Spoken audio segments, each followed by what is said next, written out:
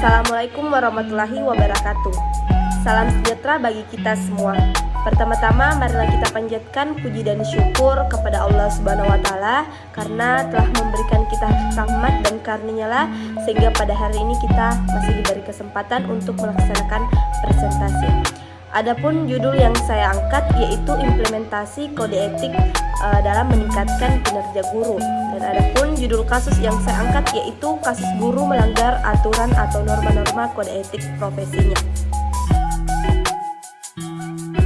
Baik, sebelumnya yang saya hormati Ibu Dr. Hadja Syamsida MPD selaku dosen pengampu. Dan saya sendiri selaku moderator Minatul Syani dengan NIM 2002085020014. Selanjutnya adapun topik utama dalam presentasi ini yaitu yang pertama latar belakang masalah, yang kedua teori yang berkaitan, yang ketiga peraturan pemerintah terhadap kasus profesi keguruan, yang keempat faktor penyebab kasus profesi keguruan, yaitu yang kelima estimasi solusi. Baik, selanjutnya kita masuk ke pembahasan yang pertama mengenai latar belakang masalah. Di Indonesia, pengimplementasian kode etik profesi masih sangat minim, sehingga pendidikan menjadi masalah yang ramai dibicarakan. Maraknya beberapa kasus pelanggaran kode etik yang dilakukan oleh oknum guru yang terjadi di Indonesia belakangan ini menjadi nama pendidikan di Indonesia sedikit mencoreng.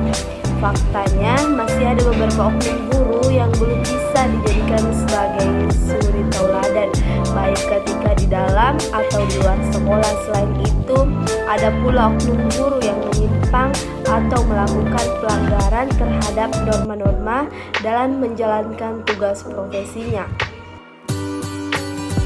Dalam konteks tujuan, pendidikan tidak hanya bertujuan untuk membekali peserta didik dengan ilmu pengetahuan saja, akan tetapi juga mencakup semua aspek dalam dunia pendidikan, baik aspek kognitif, aspek afektif, dan aspek psikomotorik.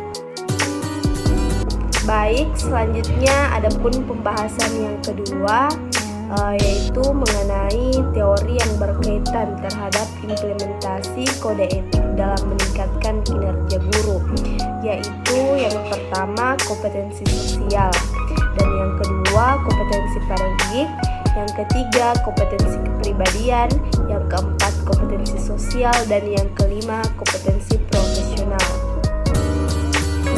Selanjutnya adapun pembahasan ketiga mengenai peraturan pemerintah terhadap kasus profesi keguruan yang ada di Indonesia, yaitu yang pertama pasal 42 Undang-Undang Nomor 14 Tahun 2005 dijelaskan bahwa organisasi profesi guru mempunyai kewenangan, yaitu yang pertama menetapkan dan menegakkan kode etik guru, yang kedua memberikan bantuan hukum kepada guru, yang ketiga memberikan perlindungan profesi guru, yang keempat melanjutkan pembinaan dan pengembangan profesi guru, yang kelima memajukan pendidikan nasional.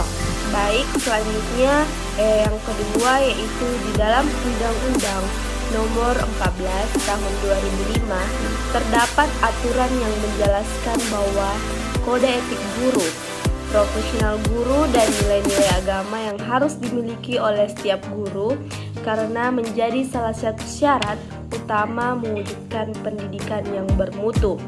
Adapun yang ketiga yaitu pasal 7 ayat 2 menyatakan bahwa pemberdayaan profesi guru atau pemberdayaan profesi dosen diselenggarakan melalui pengembangan diri yang dilakukan secara demokratis, berkeadilan, tidak diskriminatif, dan berkelanjutan dengan menjunjung tinggi hak asasi manusia, nilai keagamaan, nilai kultural, nilai kemajemukan bangsa, dan kode etik profesinya. Baik, selanjutnya adapun pembahasan keempat membahas mengenai faktor penyebab kasus-kasus guru melanggar aturan atau norma-norma kode etik profesinya, di mana perilaku dan kebiasaan individu atau kebiasaan terakumulasi tak dikoreksi di lingkungan yang tidak etis atau pengaruh komunitas, perilaku orang yang ditiru atau efek primodalisme yang kebablasan, sanksi pelanggaran etika. Masih ada guru yang terlambat bahkan belum mengumpulkan rancangan pelaksanaan pembelajaran atau RPP, padahal itu merupakan tanggung jawab seorang guru. Baik, selanjutnya adapun pembahasan yang kelima mengenai estimasi solusi. Nah, ada dua estimasi solusi, yaitu estimasi solusi terhadap kepala sekolah dan estimasi solusi terhadap guru. Nah, adapun estimasi terhadap kepala sekolah yang pertama, kepala sekolah hendaknya mengadakan pemantauan secara berkala terhadap proses kegiatan belajar mengajar atau KMB agar proses belajar atau pelaksanaannya berjalan efektif dan berdampak terhadap peserta didik. Yang kedua, kepala sekolah hendaknya mendukung pengembangan kompetensi guru sesuai dengan bidang yang dia punya serta mendukung kegiatan-kegiatan yang sudah diprogramkan di sekolah. Dan yang ketiga, kepala sekolah hendaknya memberikan motivasi atau arahan kepada peserta didik dan dewan guru atau dosen untuk selalu mengimplementasikan kode etik siswa dan kode etik guru serta terus berpegang teguh dan bertanggung jawab sesuai dengan kode etik yang berlaku dalam aktivitas kesehariannya.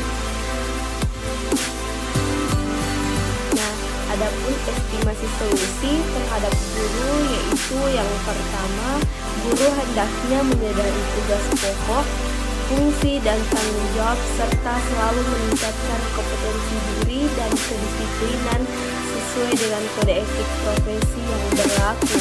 Yang kedua, guru hendaknya mempersiapkan diri dalam melaksanakan tugasnya, yakni belajar atau mengajar dengan persiapan yang matang, baik persiapan materi pembelajaran dan perangkat pembelajaran sesuai dengan kurikulum yang berlaku.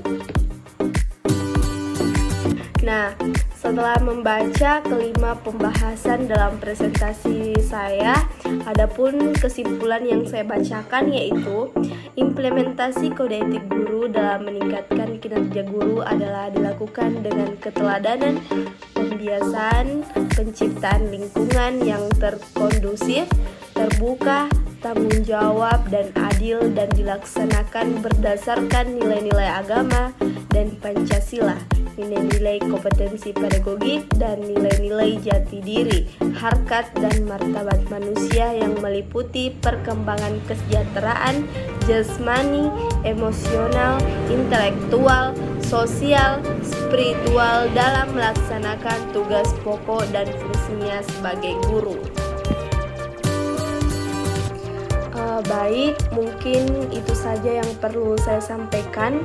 Kurang lebihnya mohon dimaafkan. Dan kepada teman-teman yang ingin mengomentari dan menanggapi PPT dan video presentasi ini, saya persilahkan.